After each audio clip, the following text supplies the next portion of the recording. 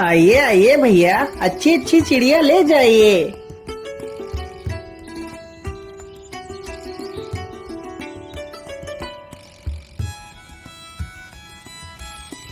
अरे भाई, ये कबूतर कितने पैसे में दे रहे हो?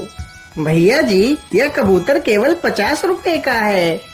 नहीं नहीं भाई, 50 रुपए तो बहुत ज्यादा मांग रहे हो। मैं तो इस कबूतर के सिर्फ 30 रुपए दूंगा। क्या करूं, वैसे भी अब जल्दी ही बाजार समाप्त होने वाला है और शाम भी होने वाली है। मैं ऐसा करता हूं, जल्दी जल्दी से अपनी सारी चिड़िया बेच देता हूं। अरे भाई, तुम कहाँ खो गए? क्या बात है? अरे कुछ नहीं भाई, ठीक है, तुम इसे 30 रुपए में ही ले लो। वो आदमी जल्दी से 30 रुपए निकाल कर देता है और कबूतर को ले लेता है। वह शिकारी देखते ही देखते कुछ ही देर में अपनी सारी चिड़िया बेच देता है। अरे वाह वाह, आज तो काफी सारे पैसे इकट्ठे हो गए हैं। चलो अब मैं जल्दी से सब्जियां खरीद कर घर वापस चलता हूँ। शिकारी जल्दी से कुछ सब्जियां खरीदता है और वहाँ से चला जाता है।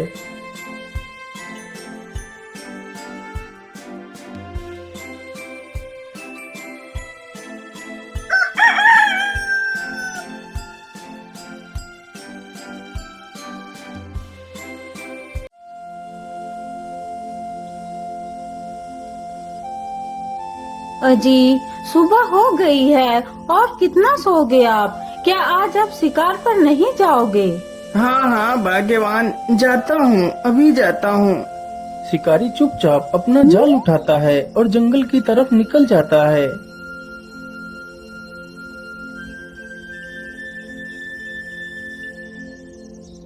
शिकारी चलते चलते जंगल में काफी दूर निकल जाता है। हाँ हाँ, अब तो मैं काफी दूर जंगल में निकल आया हूँ। मैं ऐसा करता हूँ, इसी स्थान पर अपना जाल बिछा देता हूँ। यहाँ पर जरूर मुझे ढेर सारी चिड़िया मिलेंगी।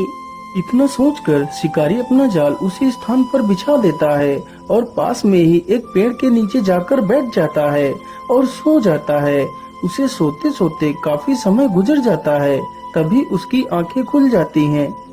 अरे बाप रे बाप, इतना समय हो गया और मैं सोता ही रहा। चलो जल्दी से मैं अपना जाल देखता हूँ, आखिर कितनी चिड़िया मेरे जाल में फंसी हैं। इतना सोचकर शिकारी अपने जाल के पास जाता है तो देखता है उसके जाल में एक भी चिड़िया नहीं फंसी है। अरे ये क्या हुआ, मेरे जाल में तो एक भी चिड़िया नहीं फंसी है। आखिर ऐसा कैसे हो सकता है? अब मैं क्या करूँगा, पैसे कहाँ से लाऊंगा? यदि पैसे नहीं मिलेंगे तो मैं अपना गुजारा कैसे करूँगा? चलो कोई बात नहीं, आज का गुजारा तो कल के बचे हुए पैसों से हो जाएगा। अब मुझे घर वापस चलना चाहिए।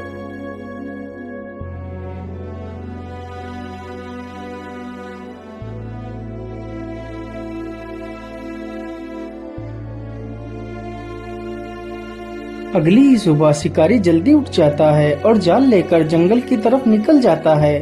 क्या करूं, कल तो मुझे खाली हाथ ही घर लौटना पड़ा था, लेकिन आज मुझे कुछ भी करके चिड़िया तो पकड़नी ही पड़ेंगी। लेकिन आज मैं ऐसा करता हूं, आज अपने जाल को किसी नए स्थान पर लगाता हूं। ये सब कुछ सोचते हुए शिकारी जंगल में एक नए स्थान पर पहुंचता है। हाँ हाँ, यही स्थान ठीक रहेगा। मैं यहीं पर अपना जाल बिछा देता हूँ। इतना सोचकर शिकारी फिर से अपना जाल बिछा देता है और पेड़ के नीचे जाकर बैठ जाता है। अरे नहीं नहीं, मैं इस बार नहीं सोऊंगा। इस बार मैं अपने जाल पर नजर रखूंगा, आखिर मेरे जाल में चिड़िया क्यों नहीं फंस रही हैं। तभी देखते ही देखते कुछ ही देर में उसके जाल में कई सारी चिड़िया आकर फंस जाती हैं। तभी एक लोमड़ी उसके जाल के पास आती है और जाल को पकड़कर खींच लेती है, जिससे जाल में फंसे सारे कबूतर फर से उड़ जाते हैं। अरे रे रे दुष्ट लोमड़ी, ये तूने क्या कर दिया? मेरे सारे पंछियों को तूने छुड़ा दिया। मैं तुझे जिंदा नहीं छोड़ूंगा। शिकारी जल्दी से एक डंडा उठाकर लोमड़ी की तरफ दौड़ता है। लोमड़ी तुरंत वहाँ से भाग खड़ी होती है।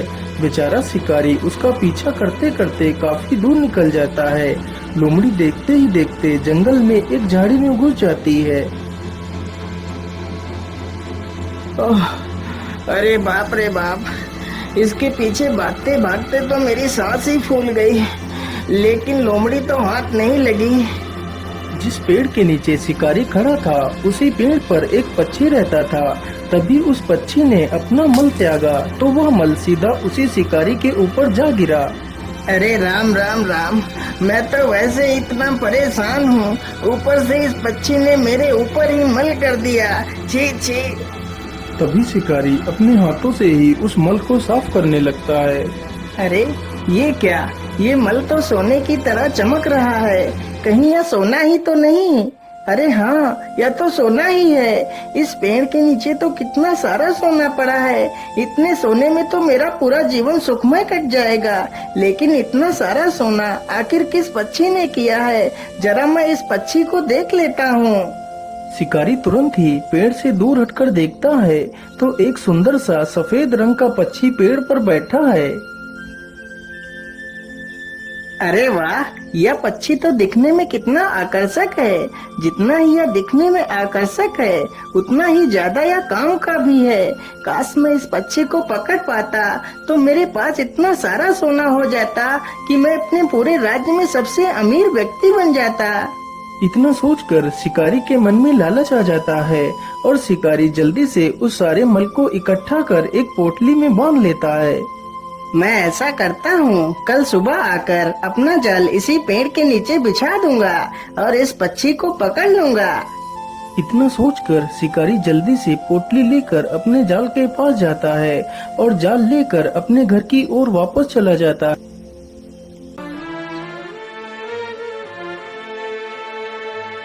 अरे भाग्यवान, तुम कहाँ हो? देखो मैं तुम्हारे लिए क्या लेकर आया हूँ। अरे आप इतना शोर क्यों मचा रहे हो? आखिर ऐसा क्या लेकर आए हो आप? तभी शिकारी उस पोटली को खोल देता है। उसकी पत्नी पोटली में इतना सारा सोना देखकर हैरान रह जाती है। अरे इतना सारा सोना, लेकिन इतना सारा सोना तुम्हें कहाँ से मिला? फिर शिकारी अपनी पत्नी को सारी कहानी सुनाता है। भाग्यवान, यदि वह पक्षी हमारे हाथ लग गया तो हमारी सारी गरीबी चुटकियों में ही खत्म हो जाएगी और हमें पूरे जीवन कोई काम नहीं करना पड़ेगा। हमारी आने वाली पुश्तें राज करेंगी, राज। हाँ हाँ, लेकिन इस पक्षी को तुम पकड़ोगे कैसे? अरे भाग्यवान, एक शिकारी से तुम सवाल कर रही हो कि मैं उसे पकड़ूंगा कैसे? अरे जैसे मैं बाकी पक्षियों को पकड़ता हूँ, वैसे ही उसे भी जाल बिछाकर ही पकड़ूंगा।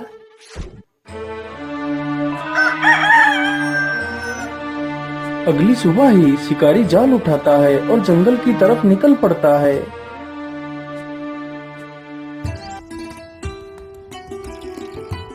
शिकारी चलते चलते उसी पेड़ के पास पहुंच जाता है जिस पेड़ पर वह पक्षी रहता था।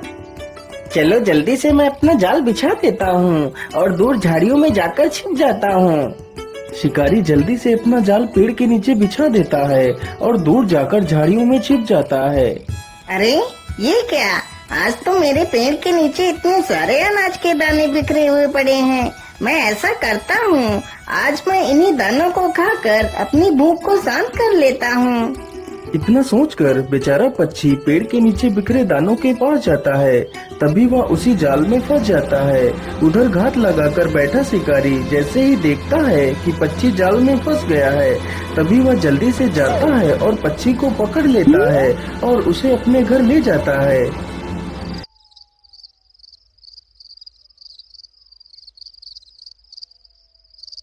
अरे भाग्यवान, देखो देखो, मैं उस पक्षी को पकड़ कर ले आया हूँ।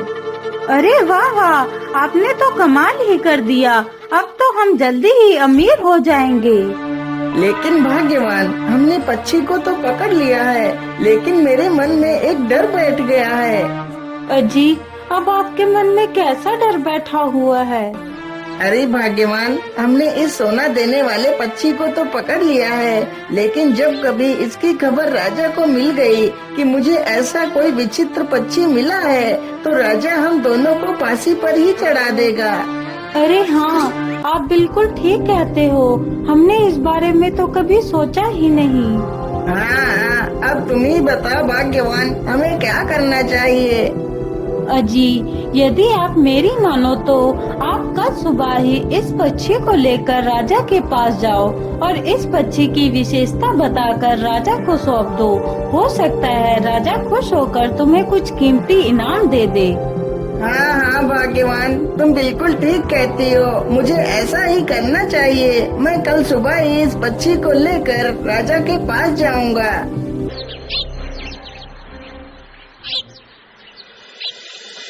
अगले ही दिन शिकारी उस पक्षी का पिंजरा उठाता है और उसे राजा के महल में लेकर पहुंच जाता है।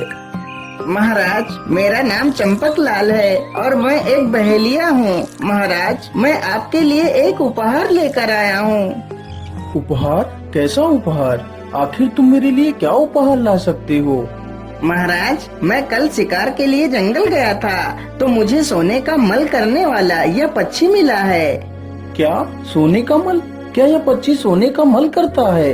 क्या तुम ये सत्य बोल रहे हो? जी हाँ महाराज, यह पक्षी सोने का ही मल करता है। शिकारी की यह बात सुनकर सभा में बैठे सभी लोग हैरत में पड़ जाते हैं। आखिर कोई पक्षी सोने का मल कैसे कर सकता है? अरे वाह चंपक, मैं तुमसे बहुत प्रसन्न हूँ जो तुम ऐसे विशेष पक्षी को मेरे पास लेकर आए हो। इससे हमारा राज्य और भी ज्यादा संपन्न हो जाएगा। मंत्री जी, तुम जल्दी से जाओ और 100 सोने की मोहरें लेकर आओ और चंपक को मेरी तरफ से उपहार में दे दो। महाराज क्षमा कीजिए, लेकिन क्या कभी आपने सुना था कि कोई पक्षी सोने का मल करता है? ऐसा तो असंभव है महाराज। जरा सा विचार कीजिए, फिर कोई फैसला कीजिए। वैसे मंत्री जी ठीक कह रहे हैं। मैंने आज तक तो कभी भी ऐसे पक्षी के बारे में ना ही सुना है और ना ही देखा है। कहीं यह चंपक मुझे मूर्ख तो नहीं बना रहा? हाँ हाँ मंत्री जी, तुम एकदम ठीक कह रहे हो। मैंने आज तक कभी भी ऐसे पक्षी के बारे में नहीं सुना है। अब तुम ही बताओ मंत्री जी, मुझे क्या करना चाहिए?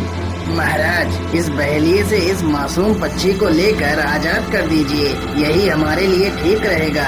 और हाँ महाराज, इस पक्षी को आप अपने हाथों से खुद आजाद कीजिए। मंत्री की यह बात सुनकर राजा मंत्री की बात से सहमत होकर उस पक्षी को आजाद कर देता है। पक्षी जैसे ही आसमान में उड़ता है तो वह फिर से अपना मल राजा के ऊपर ही कर देता है। तभी राजा देखता है कि उस पक्षी ने वास्तव में सोने का मल किया है। अरे, यह तो सचमुच का सोना ही है। मंत्री जी, ये तुमने क्या करवा दिया? तुमने हाथ में आया हुआ इतना सारा धन निकलवा दिया। पक्षी वहाँ से उड़ता हुआ दूर किसी दूसरे स्थान पर चला जाता है। दोस्तों, हमें कभी भी इतनी जल्दी दूसरों की बातों में नहीं आना चाहिए। हमें कोई फैसला लेने से पहले उस पर अच्छे से विचार विमर्श कर लेना चाहिए।